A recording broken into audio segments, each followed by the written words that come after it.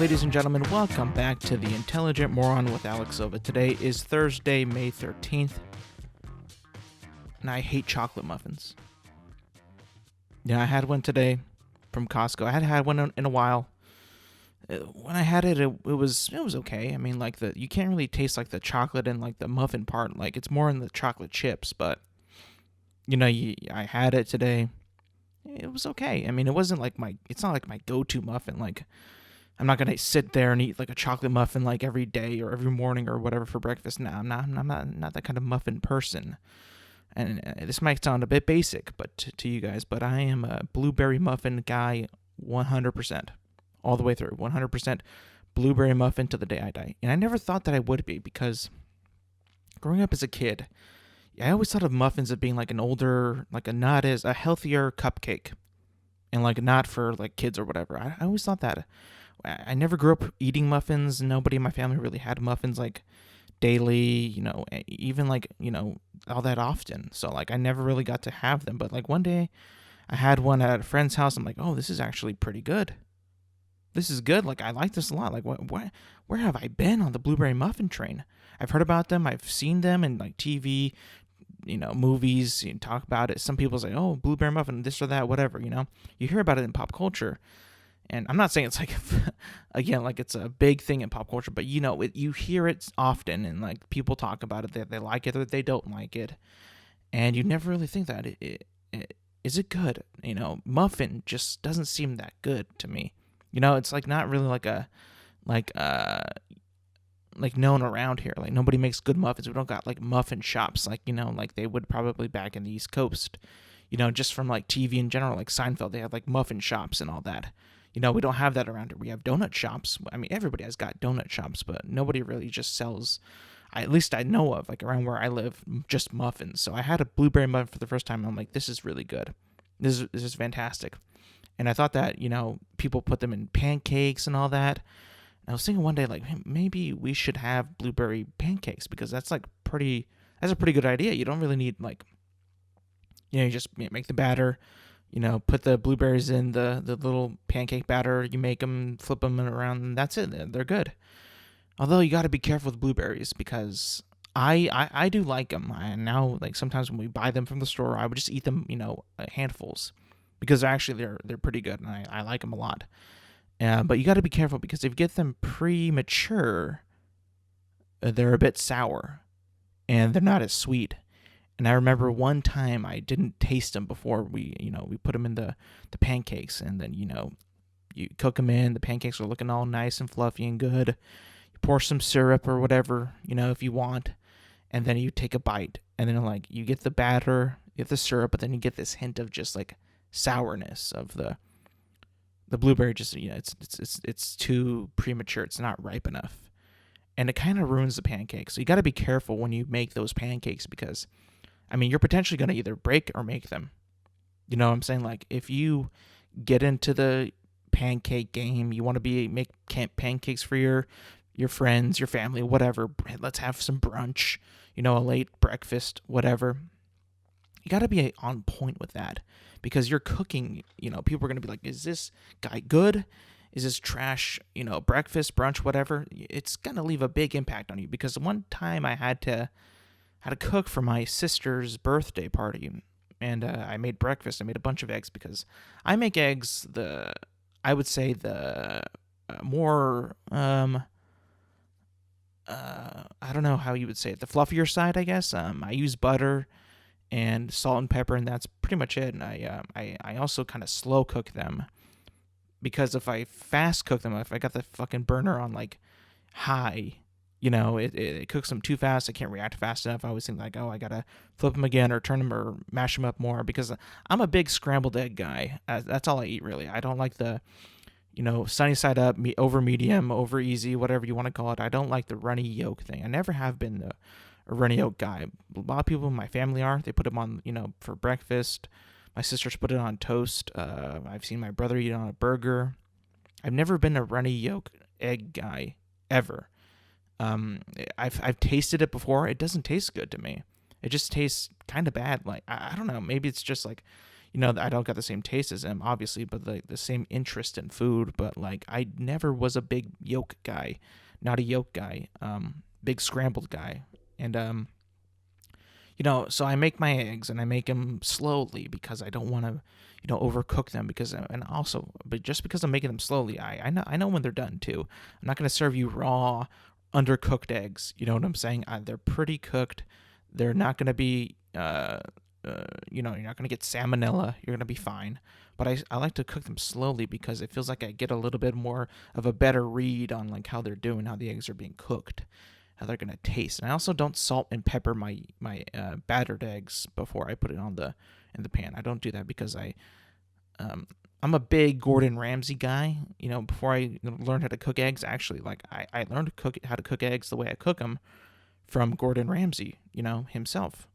And he did it in a weird way. He put it in like a soup pot, like a little, like you put like Campbell's soup in like that, and he got like this big clop of butter, and he put that in there, and he mushed it all up, and he scrambled it on like low heat and all that, and then he put some creme fraiche or cream or whatever. I don't do that though. I don't do that. I've tried it and I'm not very good at it, but I did it somewhat like that. I just in the pan, low heat.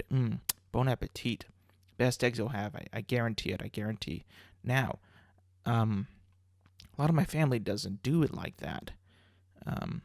I come from Chicano descent, or Mexican, and they use lard. I'm not a big fan of it because, for me, manteca, it smells awful when you cook it. Even when you don't cook it, I'm not a fan of it. Like, they'll be making, eggs or whatever with it, and I lose my appetite like that. Like, it's gone. I can't stand that smell, man. I can't stand it. Like, it will literally make me not hungry. Literally make me, like, unable to eat. And I don't know why. It's got to be a me thing. I'm sure, like, there's got to be other people that feel the same way because, my gosh, it smells so bad. It smells horrible. Like, and sometimes it smells worse than the other days. It's like, wait a minute, is this bad? But everybody's like, my family's like, oh, well, lard doesn't burn. Lard gives it that taste. And I do get it. Like, there's a part of me that still enjoys lard in food because, like, I grew up with it, sort of. Like, before I learned how to cook eggs, that's how I would eat my eggs. And again, they taste good still. I'm not saying that they don't taste good, but I just can't get past the smell when you're heating up the lard, you put the eggs in and whatever, and it just, I don't know. I can't eat it. I'm like, open a window, man. It's really bad. Yeah, it's almost like, it's like a repellent for me. I don't like it. And I've like heard like other things, like people use it for other things. Like I know like in, if you're a big fan of the Cuban sandwich, they use lard in their dough for the bread. I'm like, okay, I've never had like bread with lard in it. I'm sure it would taste great. But if you have like, you have like homemade tortillas, tamales, just other like Mexican cuisine. A lot of the, the base of that, whether it's fried or, cooked or whatever, a lot of the base of that food is lard. So I'm not saying like it doesn't enhance like flavor. It certainly does. I mean, it is pig fat. You get you cook some bacon on the frying pan. You got lard right there. So it's like, I understand the way that it tastes, but I'm saying like before you make the food with it, when you heat it up, when you put on the burner or whatever, the stove, for me, I just can't stand that smell. I just can't. And for some reason, when I'm getting older and older, it just gets worse and worse. Like the more I can't stand it, because back then I could, and now I just can't. I'm not sure why, but it feels like it's just like a thing where, like, how your taste buds, when you grow up, they become more refined, or you get a better like I don't know, how would you say it? You get a more what's the word? A better palate, or a more established palate, where you like foods that you didn't like back when you were a kid. You know what I'm saying? Like back when you were a kid, I mean, I don't know about you guys, but I was picky. My brother was picky. My sister was pretty picky. My other brother was picky. Kids, when they're younger, they're super picky.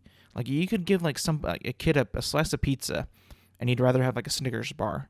or a Kit Kat or a Hershey's or Nerds, like some candy over a piece of pizza. Like, and it's like, well, what are you doing? You know what I'm saying? Like, I get that it's sweet, but like, this is like good food. You know what I'm saying? Like, you just want the sweets and you want the junk food. You rather have a bag of chips than like a steak or a burger. You know what I mean? Like, but when you grow up, and then when your palate becomes more sophisticated, that's a good word for it. You start to discover other foods that you would not have liked back then. Like, for instance, when I was a kid, I liked steak. I enjoyed steak. I loved steak. But I would have this sick thing that I would do with steak to make it taste better. For my childish palate, I would do this sick thing, and when you hear this, you're gonna hate what I did. Maybe you won't, but maybe you still do it. Maybe you've done it before. But I would put a little side pool of ketchup right by my steak and slice it up and dip it in ketchup and eat it. I know, horrible. Like, I to this day, I think, like, my parents remind me, my mother would remind me, like, you used to eat steak with ketchup. I'm like, yeah, I know. Now that I'm, like, 27, I'm thinking, like, why would I ever have done that? I love steak, like, at its purest form. I love it. The way I cook it is I get a cast iron skillet, I get some canola oil, basic seasoning, salt and pepper, put that on a searing hot skillet, flip it once for 3 minutes, another 3 minutes, take that off, baste it with some butter. If you want to add garlic and some herbs to it, do that. And like, that to me is just a perfect meal because it is so buttery, so juicy, so flavorful. I mean, I today, in an age of, like, good food, you got to appreciate the flavors that you can get in some foods, the flavors that you can experiment with, the flavors that you can combine with, the flavors that you just, you discover for the first time. And, like, I always used to, before I would, just, barbecue a steak or cook a steak like that, on the grill or whatever. But I still do. I'm not saying that I've abandoned the grill, but I do prefer the skillet. I mean, it's easier. It's inside. It's more of a controllable flame. It's quicker. You could temp it pretty easily. It's right there. You don't have to, like, come back and check on it or whatever. It's pretty easy, and the flavor, again, is just a magnificent. But if you really want to get it good, and then I like to combine texture and flavor. They're an ensemble. They make the food good. They make it worth your while, because when you get a steak, if you get it and it's just tough, right? Tough, well done. And I know some people like well done, but for my preference, I wouldn't like it because, for one, I don't want to freaking, like, chew like a bunch just to eat my food. I prefer my steak buttery. Like, I can just slice a knife through it so easy, so no effortless, no problems whatsoever. But, like, I get it. Like, if you get a steak, like, and I've been to some steakhouses where they serve some pretty mediocre steaks, to me, my family, whatever, and it's like, you kind of look at it and, like, wow, I mean, like, I could do a better job than that, right? So I prefer it, like, not as tough, but it's hard because, like, you go to the supermarket, the store, whatever, and you look for these cuts of steak, like, and everybody says, like, they hate the fat. People I talk to say they hate fat, they take the fat off, they avoid fat, but, like, that's where all the flavor is in the meat. Like, that's where you get all the flavor at. Like, that's the good stuff. And, like, the more fat, I'd say the more fat, the better. Because you get the flavor. You get the actual juices coming out. Because if it's too lean, like a filet mignon, that's a super lean cut of meat. Or a porterhouse, depending on how it is cooked or how it is. That could be a pretty lean steak too, which I do enjoy the steak still. But I prefer, like, a ribeye. Or some porterhouses are pretty good because it's like a ribeye and a New York in one. Yeah, but I really want to try a tomahawk, bro. I really want to try that because I hear, like, that is such a succulent piece of meat and like, juicy, flavorful, and I just want to devour that thing. But I need to find one because, like, even if you go to the grocery store, like, you can find a pretty good cut of meat, but it's pretty expensive. Like a good cut of meat, I would say like would be like a single slab of like a ribeye steak that you can find around here at a store would be like 35 to maybe $45, like that I've seen. That's a really good looking steak. I'm talking like good marbling, a lot of fat, pretty thick, big, good size, just like a good like perfect steak. You know what I mean? Like, yeah, but they're expensive though. But I really want to try the wagyu steak from Japan. Like they those cows are like massaged. They drink beer. They have a good life. They're fat, and you actually see like the steak when they prep it and all that. It is like pretty much all white with fat, like pink. There's a lot of fat on it, and again like my challenge to people who don't like fat is, well, why do you like the steak then? Because all the fat is the flavor. So like you want less flavor? Like maybe it's like the foodie in me that's coming out. Maybe that's what a foodie is.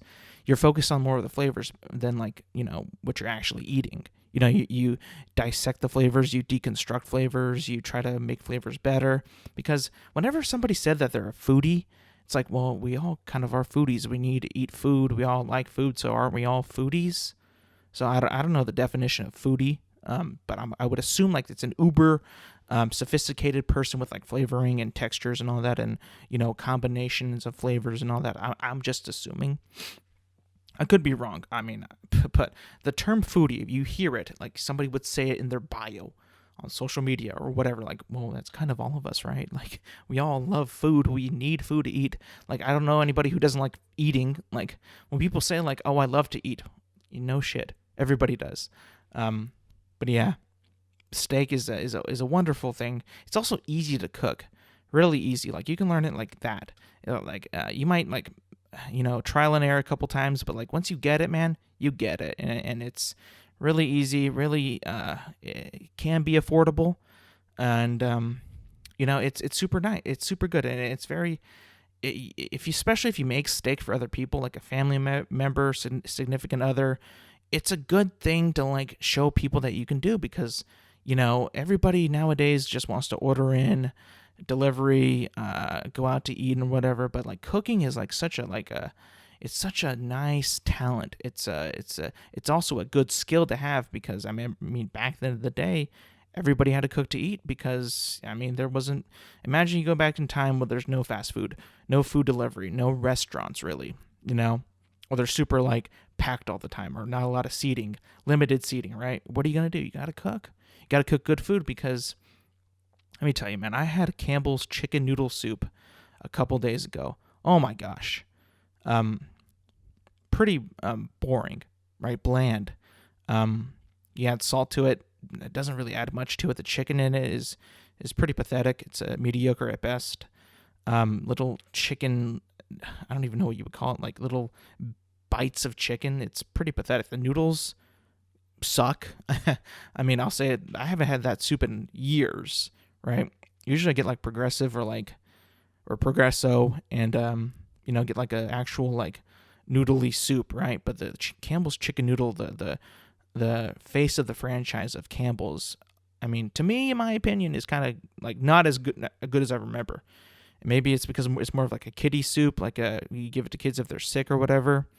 And the commercial with the kid who's sick and the snowman is there, and he just drinks the soup and he's all good, or it's like you give it to your kid in his thermos, for lunch at school, right? It's like more of a kid soup, a child soup. Flavors are pretty mediocre too, and I remember like, Jesus, man, who would actually eat this? Like, what adult? Like, if besides like me, I didn't have anything else to eat, so I'm like, okay, whatever. Like if anybody like actually enjoys chicken noodle soup, who's an adult today, I just knowing who my friends are and knowing the people that I know, I would say like very little people actually like it still, or would eat it like at their own will, like without having anything else in their fridge, pantry, whatever. But that wasn't the worst dinner that I had this week. I'll tell you why.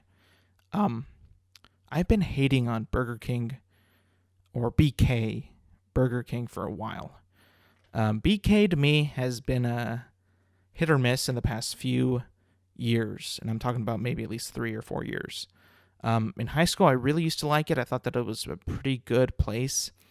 Where I grew up, we had it in our town, but then it closed down because, bad business, and maybe just it started to suck. But I went back with my brother, and we got Whoppers and some fries, right? Just pretty basic, their flagship items, Whopper and fries, whatever, no drink, because I wouldn't buy a full-priced drink there when I have a drink at my house, right? It's called water. I had a Coke, but I didn't want to spend that much more money on the combo. But I gotta say, man, first of all, the Whopper, why does it not already come with cheese? What is this? This is America. America was founded on cheese. American cheese. What are you doing? That should be an automatic. I mean, come on. Like, there is no other burger that you can buy in it, pretty much anywhere else. McDonald's, Carl's Jr., Hardee's, Wendy's, Sonic, what other place sells burgers? Taco Bell. They put tacos on. They have tacos, but they put cheese on it automatically, right? Every other place has burgers with cheese automatically. And then this place, for whatever reason, has a Whopper, and then they're like, would you like to add cheese?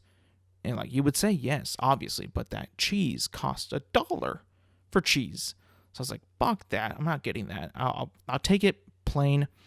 When I get home, I'll be real ghetto and put some cheese on it myself. That Kraft American cheese, baby. So we did that. We got back home, and I gotta tell you, man, first of all, that Whopper, saucy as hell. Saucy. I mean, not even good sauce. I'm talking about fast food restaurant mayonnaise. That shit is not good. First of all, it's a lot of it. Second of all, it's not good. Third of all, I can't even taste it. And I was actually kind of concerned, what's happening here? Because I'm literally getting no flavor out of this burger. Right? It's got lettuce, tomatoes, onions, abundant of that. Right? Abundant. More than the meat.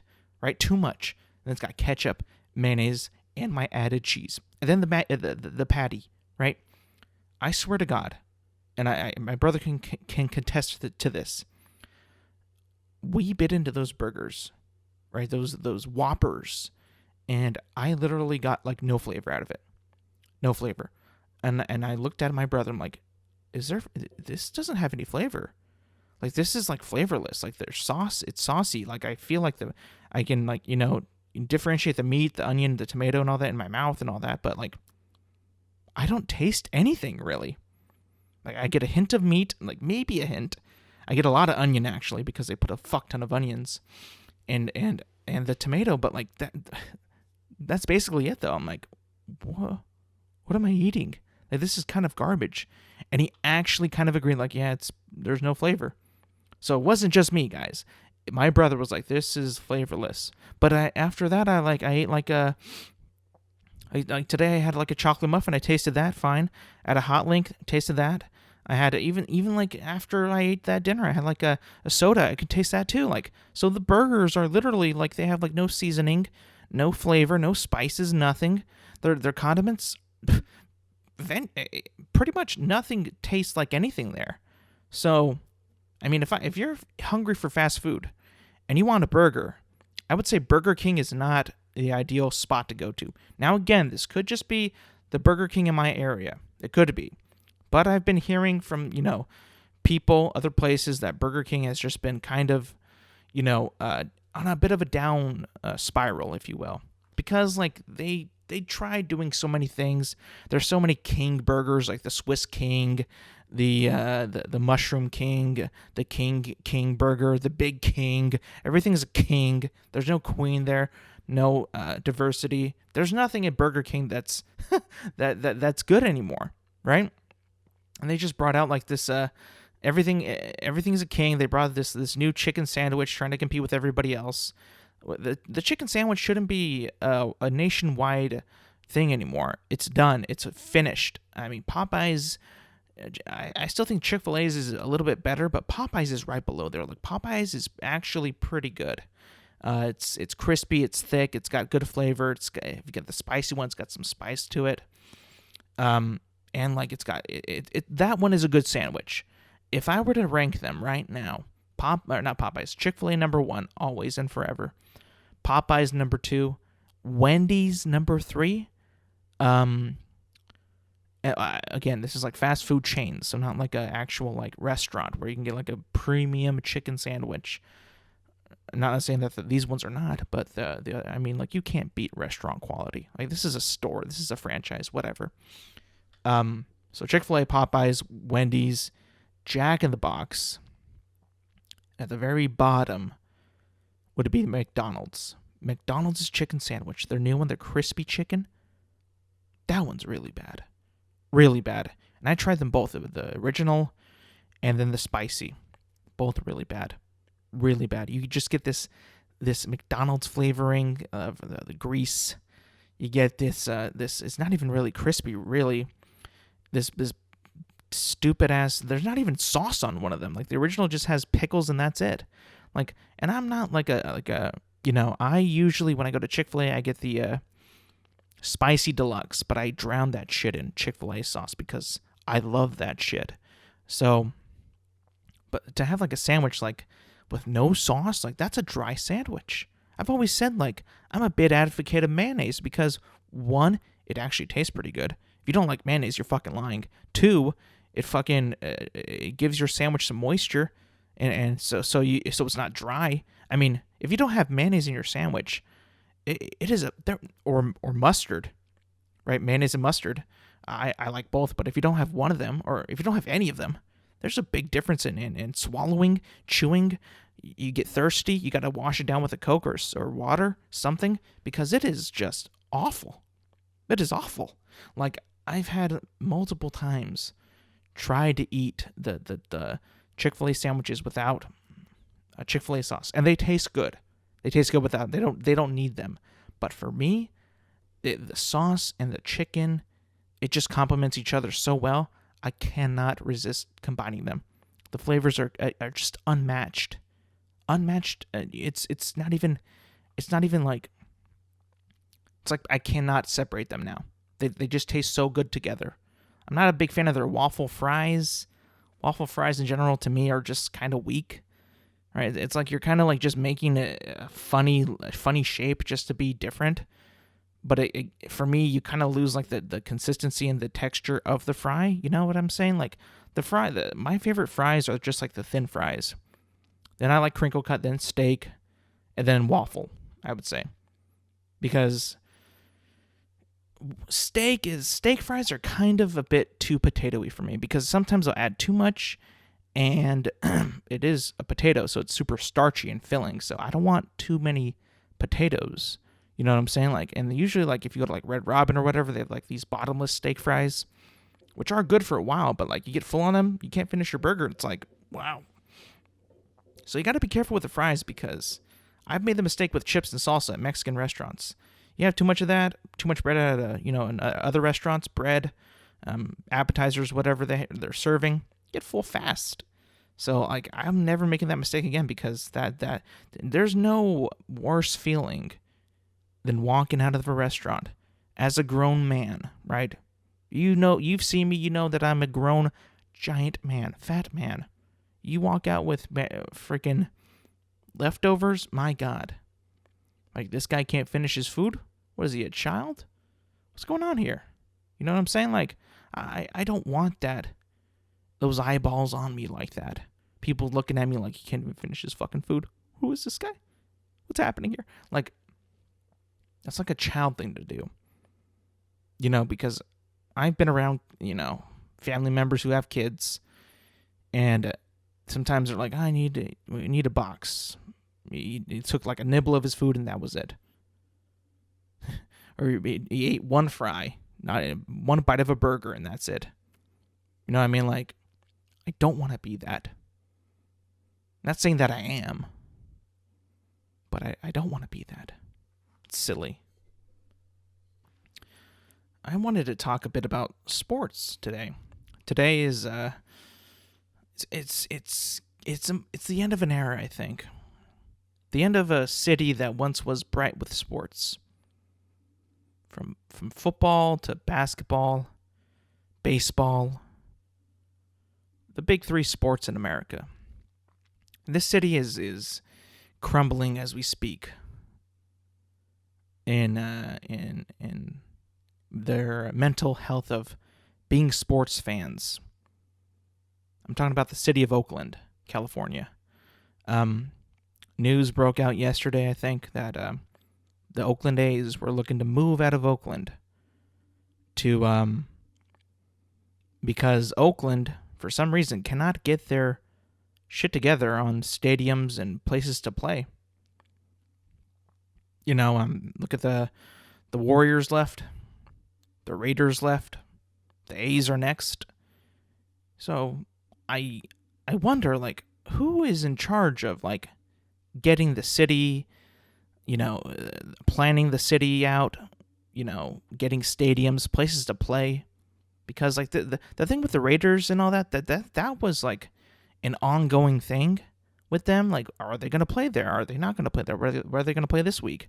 The city of Oakland wants them out. It's like, wait a minute, this is like a bad relationship that we have, like with the city of Oakland and the Raiders. Like, I remember hearing that stuff and like knowing Raiders fans, like growing up in California, because there's two sides to this. There's people who wanted them to stay, and people were like, it's best if they go, right? And there's, you know, one would be like, well, the fans are so passionate, they can't leave Oakland. The Oakland Raiders just sound better than the Las Vegas Raiders. And I get it. They do sound better, right?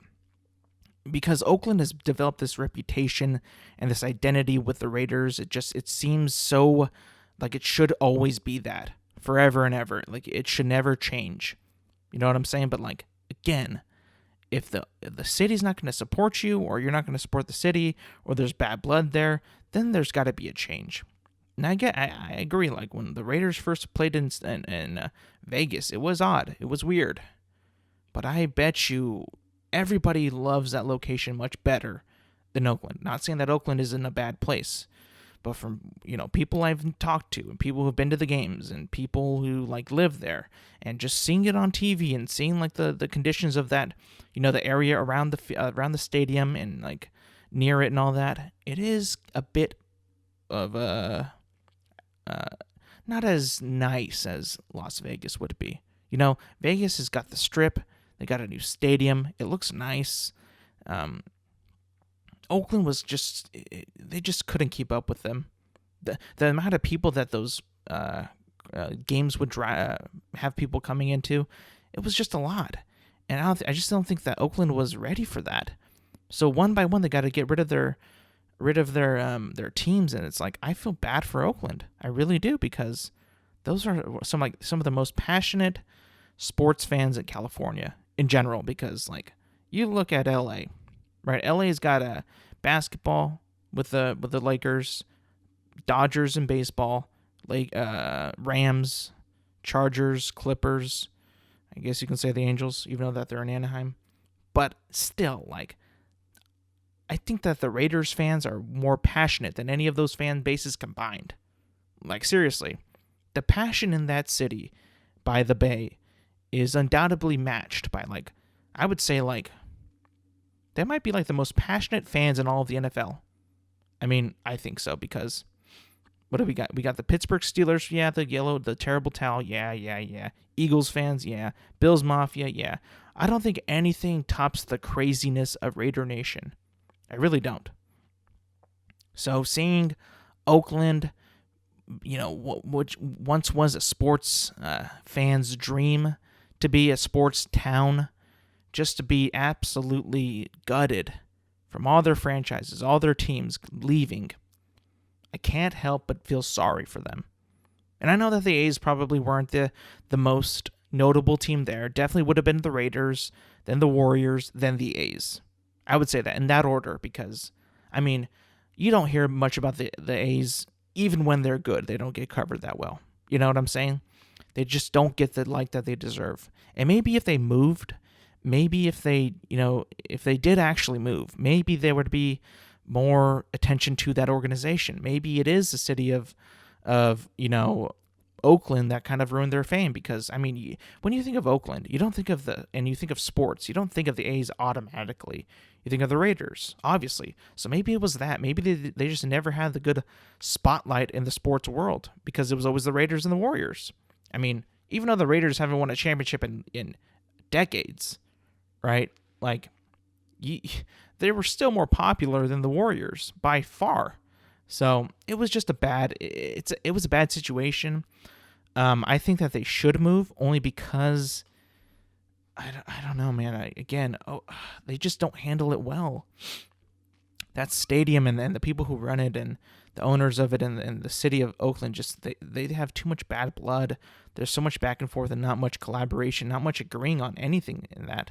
So I think it would be best if they did go, even though it would be sad because I can't picture any other city being called the so-and-so Athletics. I think they would have to rebrand their entire franchise because Oakland Athletics, just Oakland A's is, it's like it rings a bell.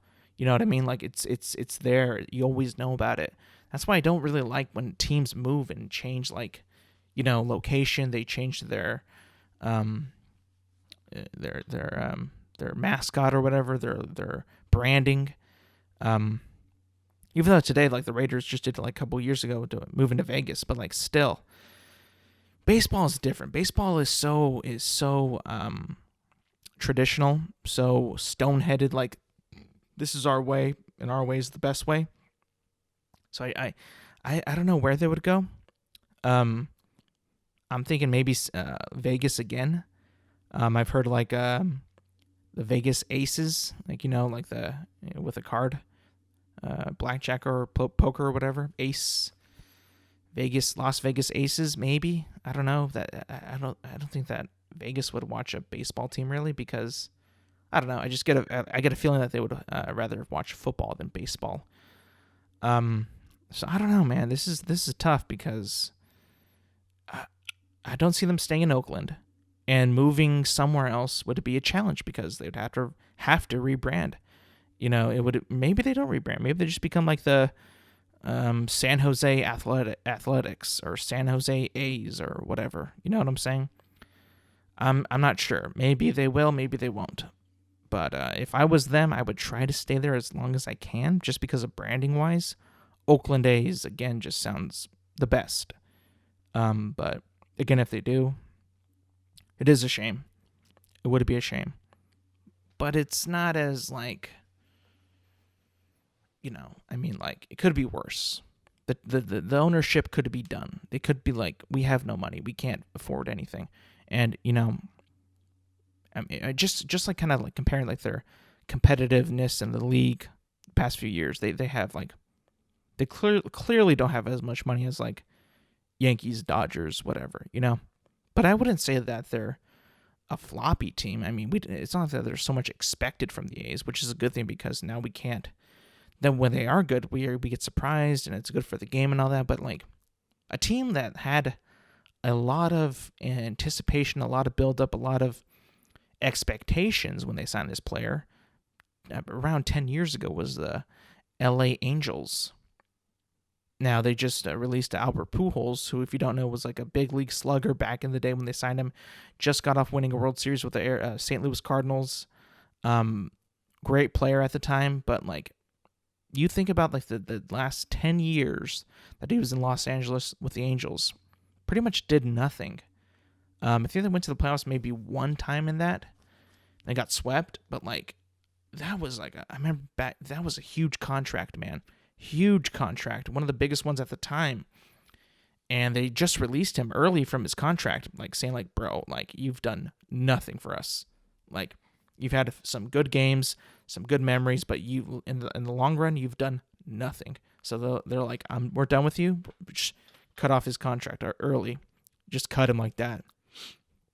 Couldn't believe it. I thought it was pretty. It was a shock for sure.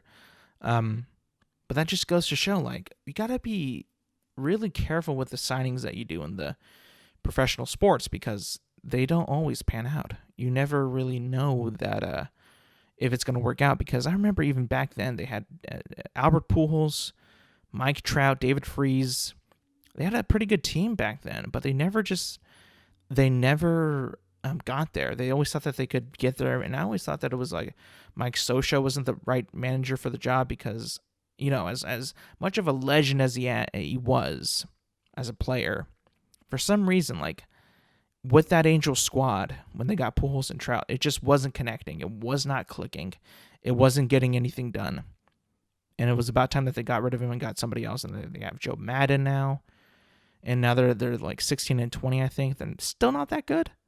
But, I mean, like, there's always a possibility. They got Shohei Ohtani, who is just absolutely crazy. Double threat. He's a pitcher, but he can hit, like, dingers all the time. It's crazy. But yeah, just hearing that news about Albert Pujols just getting cut from the Angels.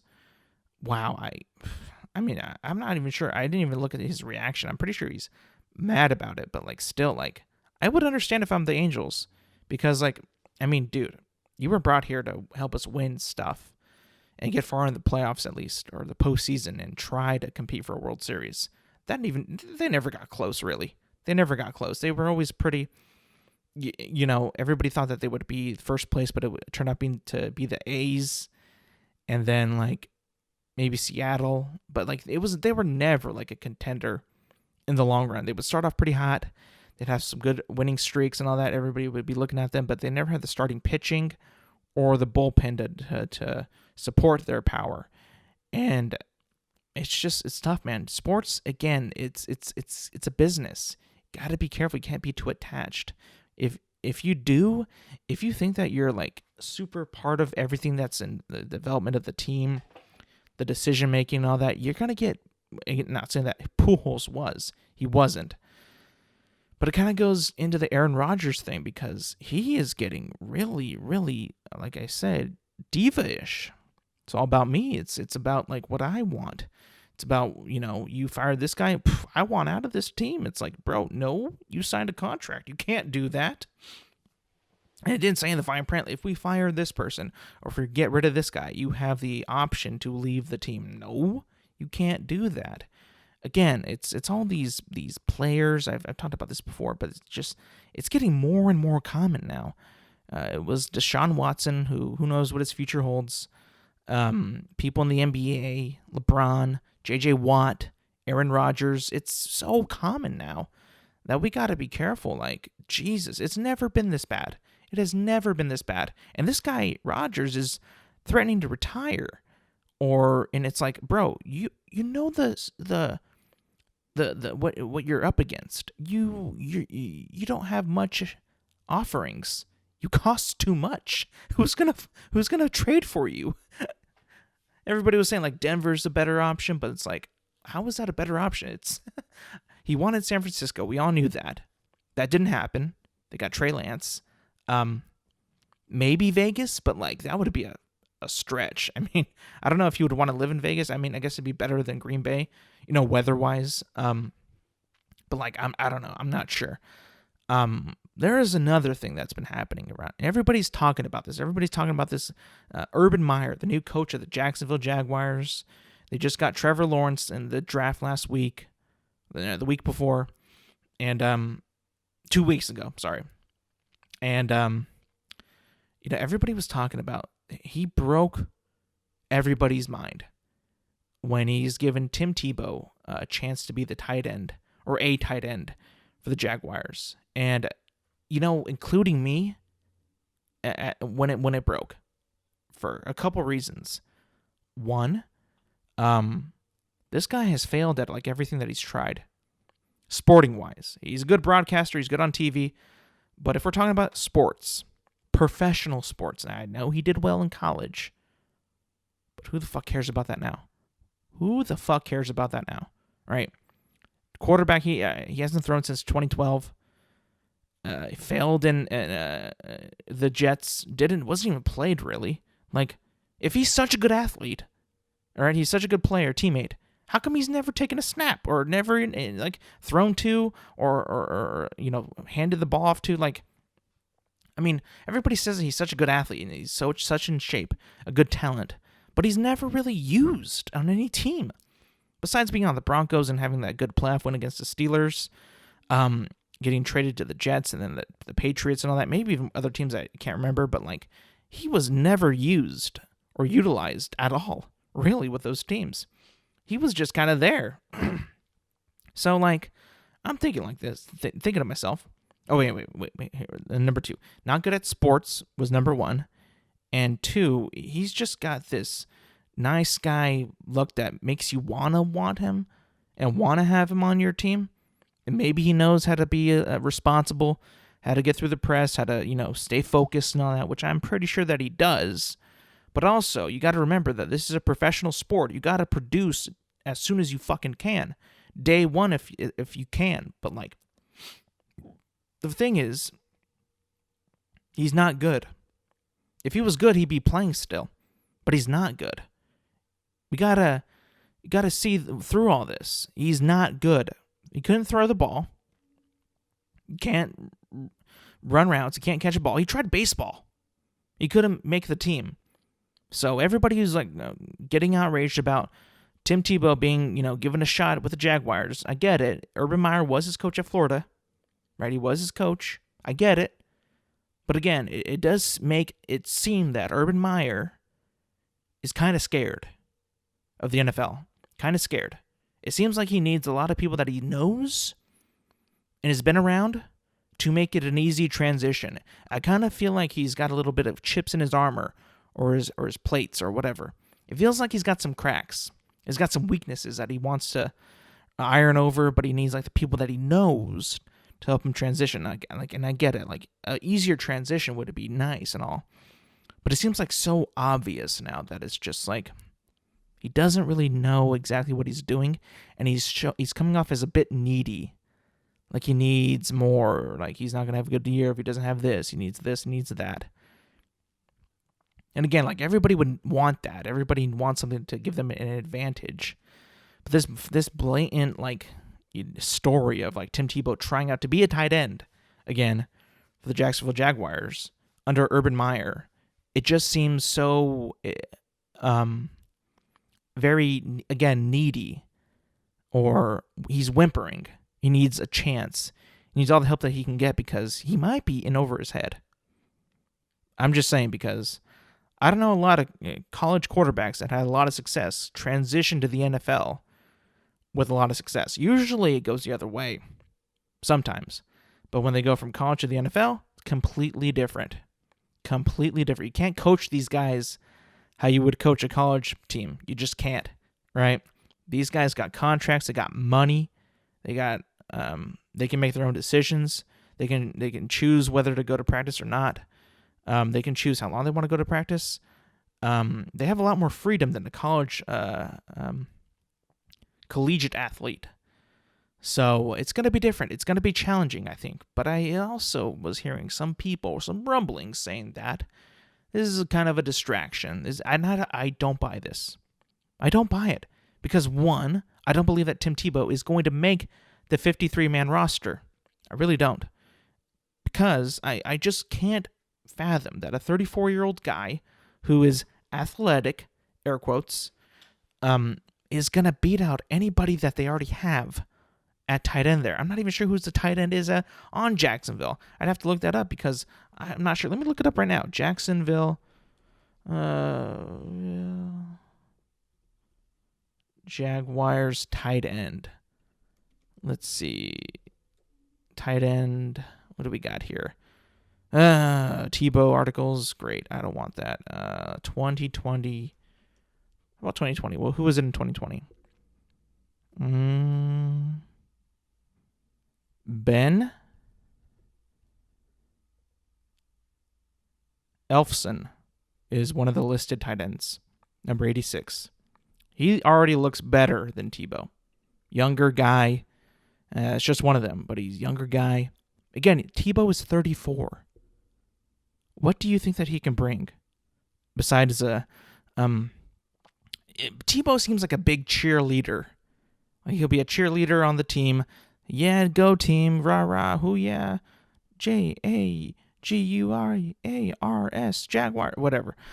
That's him. Jacksonville, like that's Tebow. He's a big pump up guy, a cheerleader, somebody who you would want to have rooting for you, but he's no NFL player. Let's just face it. Let's put it to bed. It's over. Nobody thinks that you're that good, bro. You're a good person. You are. You're a nice guy. You are. You're good on TV. You are. You're all great at that. Why can't you? Why do you have to? I'm not saying that it's you, but Urban Meyer. Why? Is it because of this? You want everybody to talk about it? If so, you're a genius. And you probably know that Tebow's not going to make the roster, but who cares? You know what I mean? Maybe that's it. Maybe that people just, they don't want to deal with it. Maybe they just, want a distraction, possibly. But I think it's a bad idea. But also, I don't think, I seriously, wholeheartedly don't believe that he will make the roster in the end. I don't. There's too many talented players that actually are good in this league that can play at this league speed, that have better, have been practicing and training more recently than this guy, than Tebow, who have gotten more reps recently, more athletic, again, just better players than a 34-year-old broadcaster trying to become a tight end. I just don't see it. Who may be in good shape for what he's doing. I don't see it being possible. I really don't. And maybe if he does actually play good and has actually figured out how to play a position in the NFL, then I'll eat my words. I will eat them on the podcast. But until that happens, I'm saying this is not happening. And it's stupid, and it's silly, and it's wasting everybody's time. And shame on you, Urban Meyer. Shame on you, because we thought we were all done with this guy. We thought that we were all done with Tebow, that Tebow was good. He's learned his place. He's a broadcaster. Does a very, very good job at it. I like him on TV. I do. I like him as a person. I do. He's a nice guy. But he should not be playing in the NFL. Just my opinion. And of course he's going to not agree with that, because why would he agree with me? Why would Tebow ever agree with anybody who doubts his athletic ability? Why would he? Why would he ever? That's silly. That's stupid. He would never do that. I would not expect him to do that. If he did that, I would think very little of him. To be honest with you, I would. You should never think of yourself lower, right? You always think that you're better. Never think that you're that bad. Come on, Tebow. If he actually listens to me on this podcast and says, yeah, I agree with this guy, I'm not that good, then, dude, come on. Then you shouldn't even take the practice, the reps, the tryout, whatever. You shouldn't do that. If you actually agree with me, a man who's never played football in his life, all he does is watch football, watch highlights and watch tape, and not tape, but I watch combine, draft, games. I pretty much watch every game, as much games as I can. I'm just a fan. But if you're going to listen to me, whew, I don't know about that. I don't know about that. Moving on from sports, no more of that. I was talking with my friends the other day, and somebody suggested I use Tinder, for dating and stuff like that. But I've never really been a person to actually want to buy into the social date or social, online dating sites, online dating platforms, online dating, meetups or, whatever like that, dating, whatever.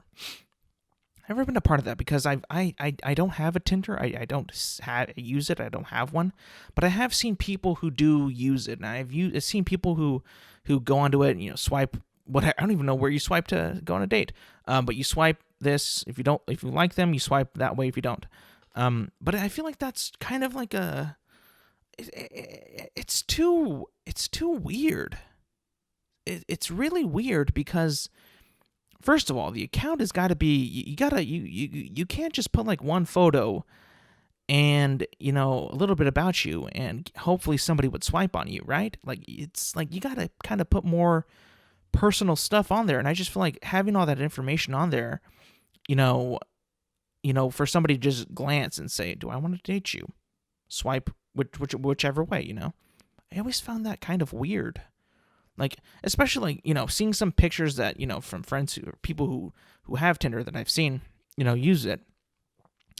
The photos that they have it's just like it's so personal at the beginning, and it's like I don't know if I want that out there, and I don't want to have like people rejecting me if I put myself out there.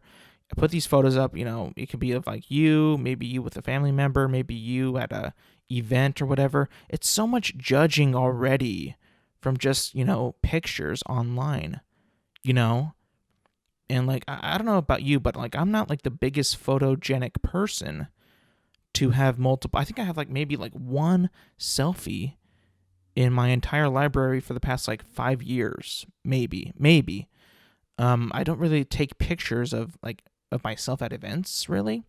And I don't really like just, outright take selfies. I don't do that. So for me, when I'm looking in on it, is just, it's so weird that you can just, determine who you want to go on a date with or who you don't want to just by swiping, by looking at some photos and just like determining it right then and there. Like I would prefer a more traditional way to date, going out somewhere to meet somebody who you would want to, talk with, approach them, just like that.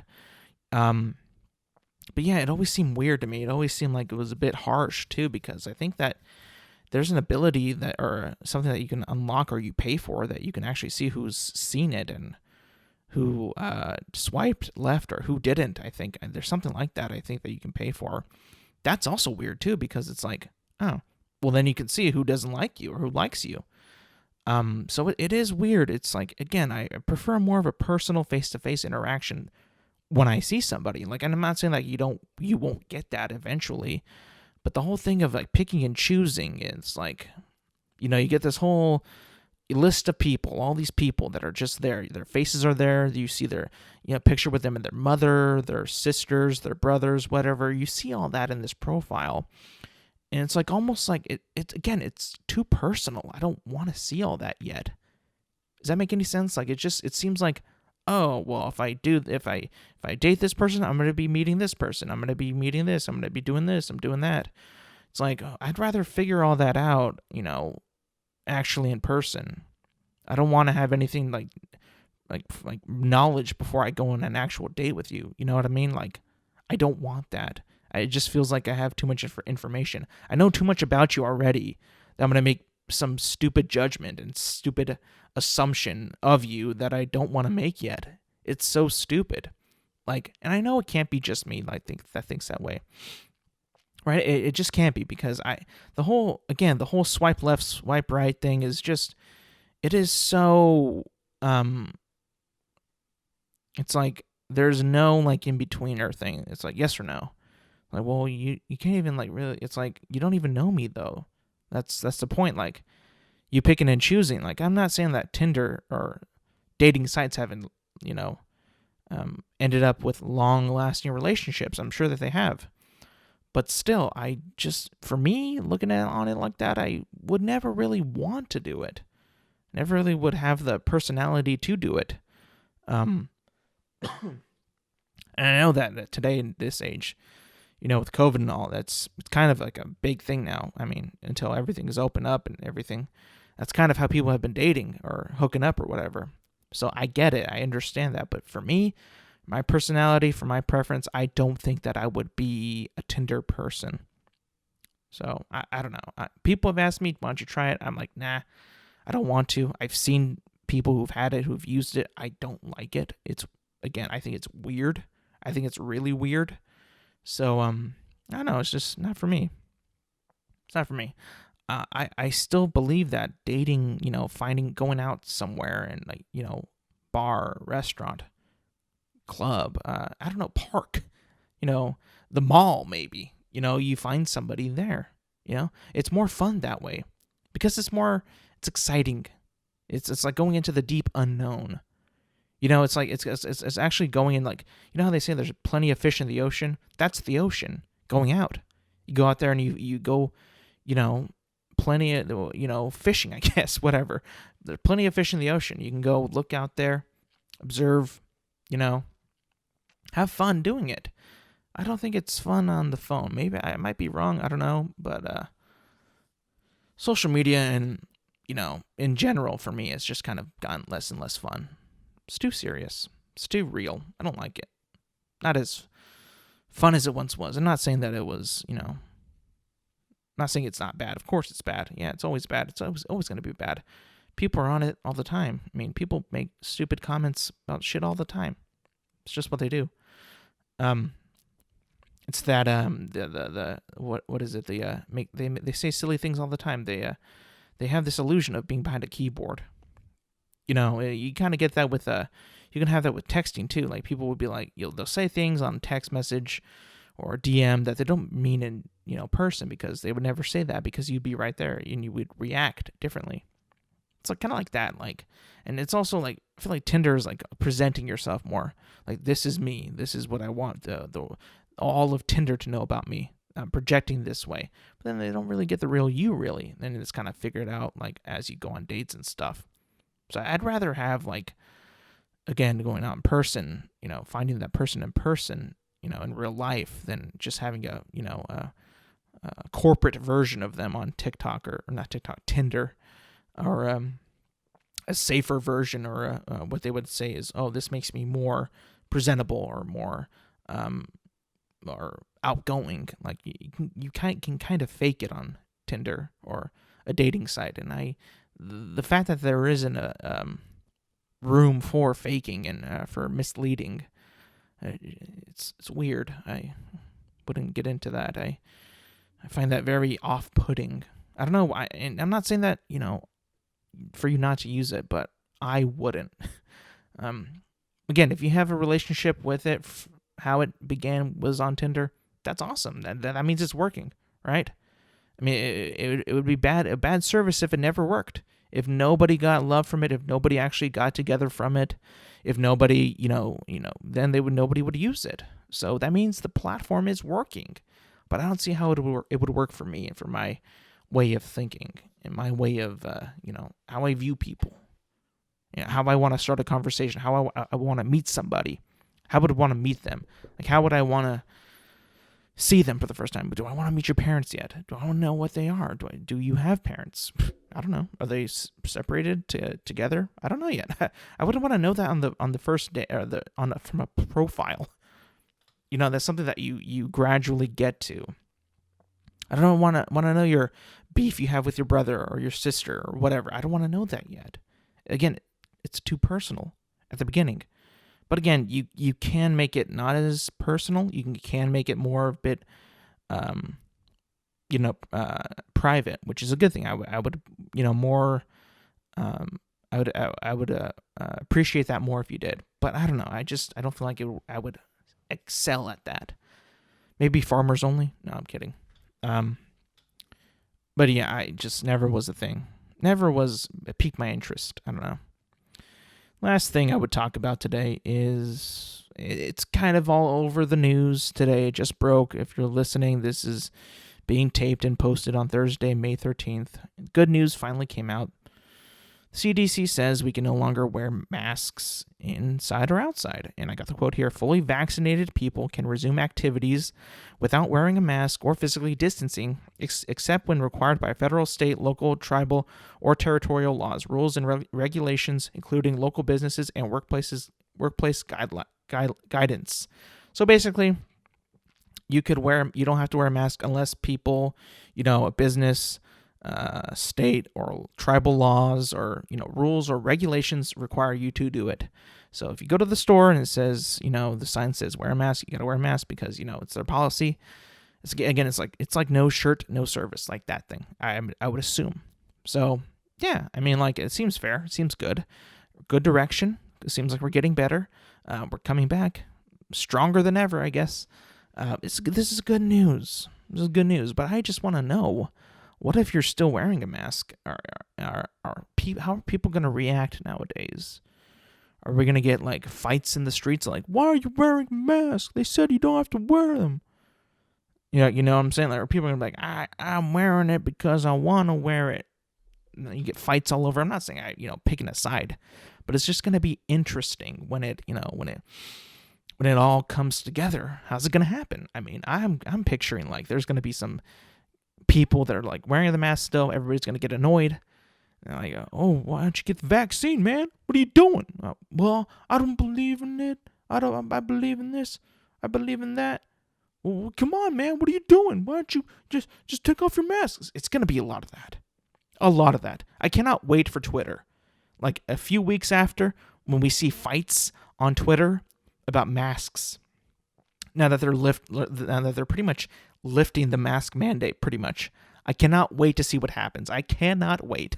I don't know about you, but I mean, I was always for the mask because I went through this whole past year, wearing a mask to the store, to restaurants, to wherever you would go, fast food to get food, whatever. I had a mask on. I didn't get sick, so it had to have worked, right? I mean, I don't know. Maybe I was just lucky, but I did know some people who did get it, which weren't as lucky, who got it. They're all fine now, but like still, like I don't want to get sick, so I'm like I'm gonna wear the mask.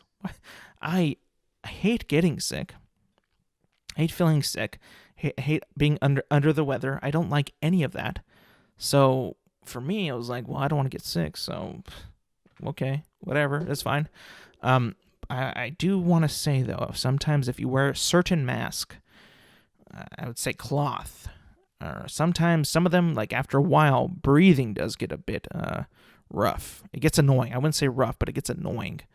So that's going to be good. It's going to be great to finally be outside, going to the movies now. I mean, pretty much everything can open up again, I think. I think they said in like July or September was when life will be back to normal, I think, at least in the United States. So hopefully, fingers crossed, everything is looking good. It seems that way, but, we'll see. We'll see. But again, getting good news, man. We're getting good news. It's happening. We're so close. We're right there. I can almost taste it. It's getting more and more of a reality. I don't know about you, man, but I want to pop off. I don't know, man. The whole past year, again, I've said it before and before. Kind of rough, man. Kind of rough. And if you heard me on my previous podcast, Out of the Ordinary Friends, I was, a couple episodes, I lost my mind.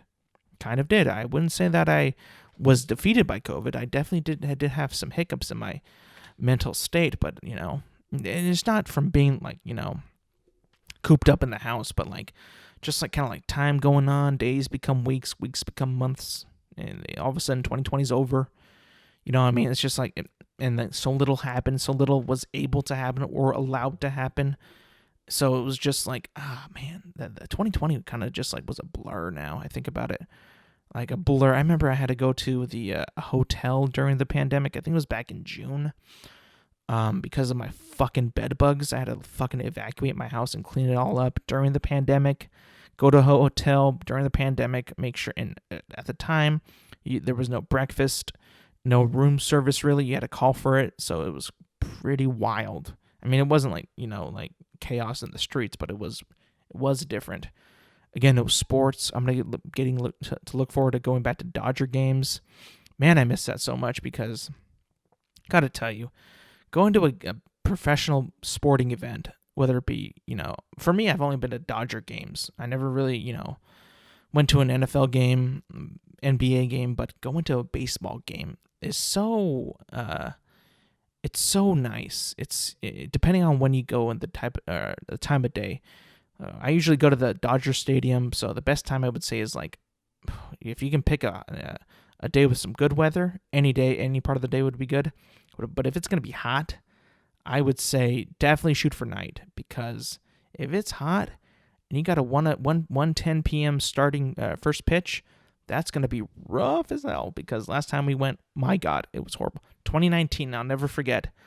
I was so mad that I'm happy that we won the game, thank God, but just mad the entire time that I was there because it was so damn hot. I just didn't want to move from my seat. I didn't want to walk to the shade. My family was doing it just to get some shade, some coolness, but I was so mad that it was so hot.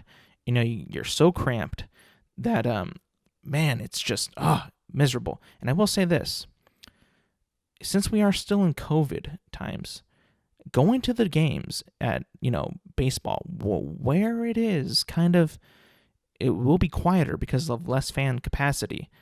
I would imagine that for some people, it must be nice to actually have some room in the stands. Because, now, as much as I love a packed house with fans, sometimes it can get pretty cramped. And you can't really move all that much. You can't really get in and out of your seat all that often because you'll be like, okay, do I want to go now? I got to go now, but I can't because this guy's getting up or this guy's going to move or this guy is talking to somebody. You got to be, pick and choose your battles when you go. So I always had I would assume that it would be much easier to leave your seat or to go to the bathroom or go get some food. Nowadays, since the COVID, at least at Dodger Stadium, they have ordering online to bring you your food. I mean, talk about service right there. So COVID had some bad things. It definitely had a lot of bad things. All off.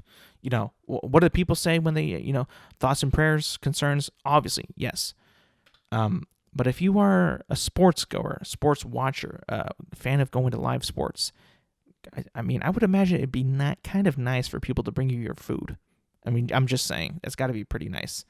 Even though it is some tough times and you can't have a lot of capacity and can't have a lot of people at the games, it's better than nothing. I would say that. A lot better than not being able to go in the first place. Anyways, thank you, everybody. Thank you for listening thank you for listening. Thank you for watching. And I appreciate all you guys listening and watching. Thank you so much.